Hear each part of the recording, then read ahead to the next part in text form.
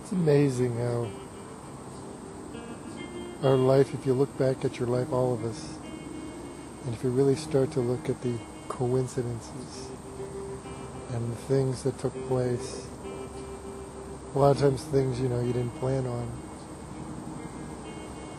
And when you start to see how they all connect in your life, I do right up until this very moment, I can connect the dots and all the seemingly random or unwanted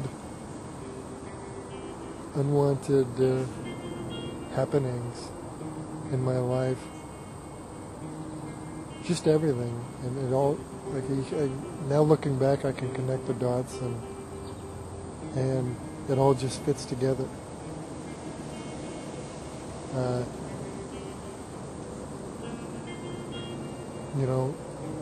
When I was in my 20s,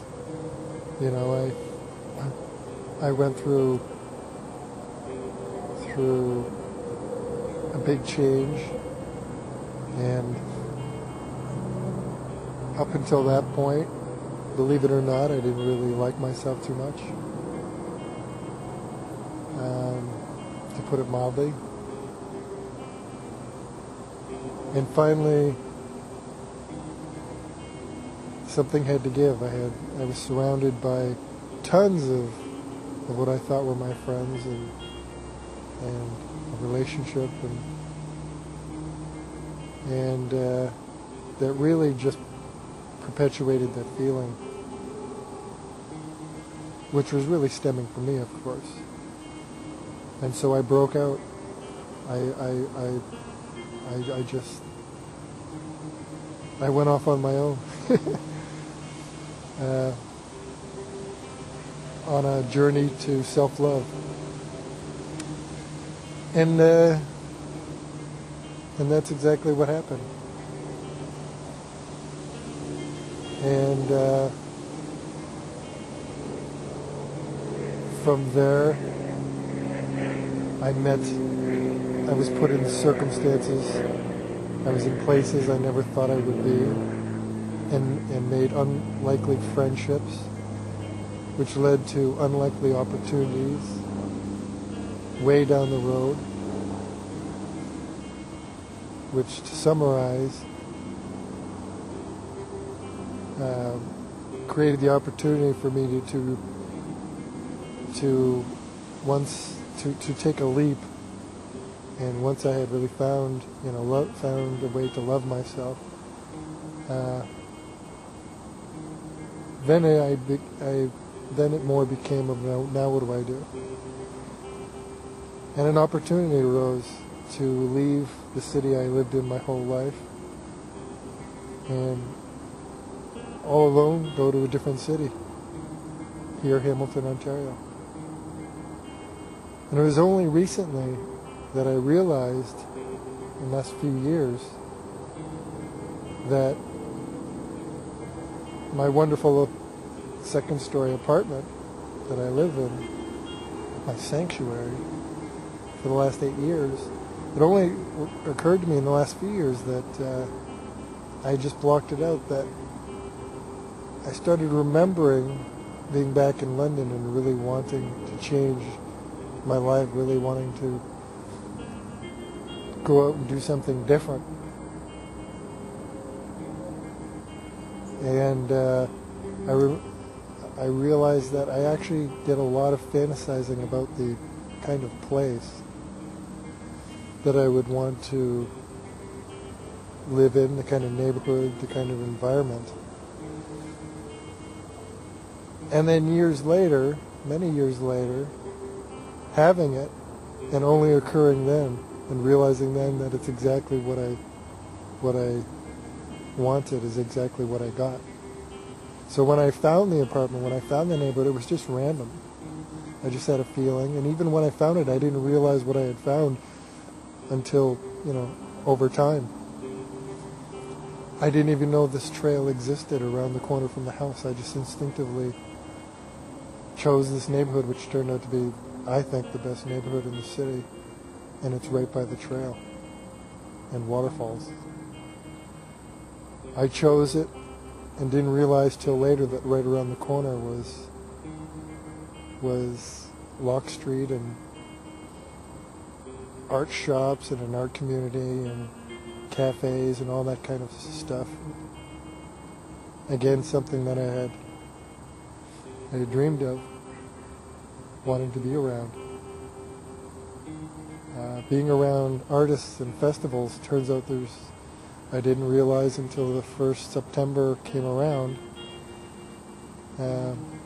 after moving in, that there was a huge, amazing festival once a year, right at the end of my alley. So yeah, it's pretty amazing. I mean, sure, we don't always get what we want, but life sure gives us what we need. But sometimes it gives us what we want, and in this case, it did. And so it was all these different circumstances that were like dominoes that, if I had, in my 20s, kind of left it all behind and committed to making a change the way how I saw myself.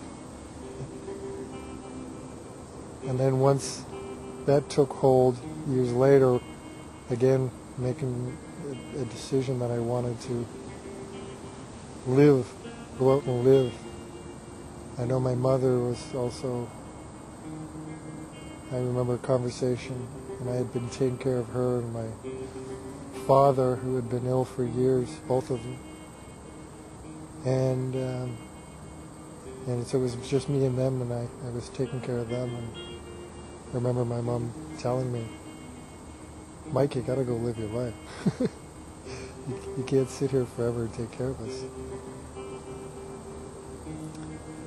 And so again, circumstances eventually fell into place, circumstances for other people, my sisters. Circumstances in their lives changed, so they moved in, so now there was somebody there to take care of mom and dad, and mom and dad, started to feel better. Eventually my dad had other illnesses eventually and passed away, but from cancer, but originally it was 10 years of mini strokes, and that started to ease up a little bit, and my mom started to feel better, and then my sisters moved in, and so everything happened the way it should. My sisters needed it. In the end, it was great for my parents because my sisters were fantastic. As my dad fell to cancer, and so it was a long, many years of that, and his sister, my aunt Dorothy as well. So it was destiny that they would be there, and it also gave me the opportunity, because when I left, everything was great. So it gave me the perfect short little gap to listen to myself, listen to my mother, and go live. And so, yeah, I could get more detailed, but those are the general logistics, but all these different friendships, all these different opportunities. I came here for a job I would have never thought, a corporate job I would have never thought I would even be interested in. And in the end, that in the end I was downsized after a few years. But it wasn't for me, but it got me here. First thing I did was come straight to the falls at the trail. And while I was there, I realized I have to do something now. And I had put story on the back burner for many, many years called The Flower and the Giant. A story that had come to me in the middle of the night, like a flash. The premise, the title, everything just came. It was amazing. It was like I pulled it from somewhere. It was like I was a conduit. But I got put aside. And so, standing at the falls, trying to figure out what I was going to do, there was a rock formation that looked exactly like a big feline cat made of stone in the falls, under the falls. And it made me think of a great character that is now in the story. And so, that's right there and then I realized I'm going to take this opportunity and I'm going to write that book, and I'm going to do children's books. I'm now on a mission to find a deeper presence. I've always wanted to move to the country, and it just seems one thing after another gets in the way, and I know that it's where I really need to be, to live out in the country. And so I guess I'm just going to wait for life to give me that opportunity and to just appreciate the abundance I have now, and hopefully, I will eventually. Everything I need will come to me. So that's what I'm trying to do now, and I hope if you're going through similar kind of feelings that you're just taking care of yourself, being present, enjoying the wonder that is life, enjoying the now.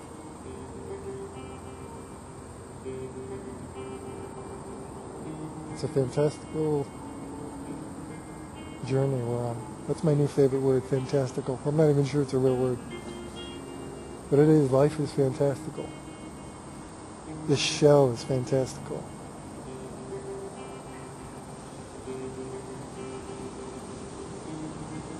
All of it, all of existence, consciousness. It's incredible. We really are so lucky. I know it doesn't seem that way. We certainly have our challenges, and some more than others, absolutely. But in the grand scheme of things, as human beings on this planet, in this universe,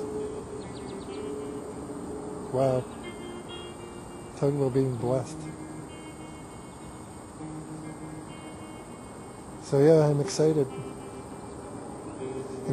But I'm trying not to seek. I think it's the seeking that's kind of stagnated a lot of the growth, a lot of the opportunities that might have come. Just appreciate everything as it comes and let life unfold. So I encourage you to love yourself, love life, and just let it unfold.